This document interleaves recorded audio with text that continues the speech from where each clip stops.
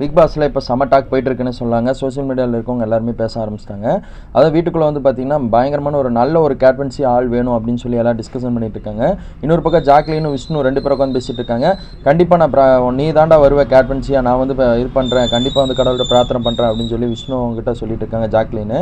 இன்னொரு பக்கம் நம்ம சௌந்தர்யா என்ன பண்ணுறாங்கன்னா க்ளீனிங் ஒர்க்கை வந்து நீட்டாக சமையல் கட்டு கூட்டி வர வேலையெல்லாம் தொடர்ந்து பண்ணிட்டு இருக்காங்க. முத்துக்குமரன் வந்து பார்த்தீங்கன்னா வீட்டில் வந்து முன்னாடி ஸ்டேஜ் முன்னாடி நின்றுட்டு டான்ஸ் ஆடிட்டு இருக்காருன்னு சொல்லாங்க.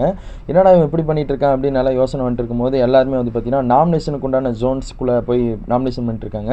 அதாவது லேடிஸ்லேருந்து ஆப்போசிட்டில் பாய்ஸ் தூங்குறாங்க பெட்ரூமு, அந்த பெட்ரூம்குள்ளே படுத்தவங்களுக்கு தான் உடனே நாமினேஷனில் உள்ளே கூப்பிட்டு வந்து நாமினேஷன் பண்ண சொல்கிறாரு. நம்ம அந்த சைடே தலை வச்சு படுக்கூடாது அப்படின்னு சொல்லி வீட்டுக்குள்ளே இருக்கவங்கள முடிவு பண்ணுறானே சொல்லாங்க. இது மாதிரி முடிவு பண்ணதுக்கப்புறம் என்ன நடக்குன்னு சொல்லி கேட்டிங்கன்னா, இதில் நாமினேஷன் பண்ணவங்களாம் யாருன்னு அடுத்த லிஸ்ட்டில் பார்க்கலாம்.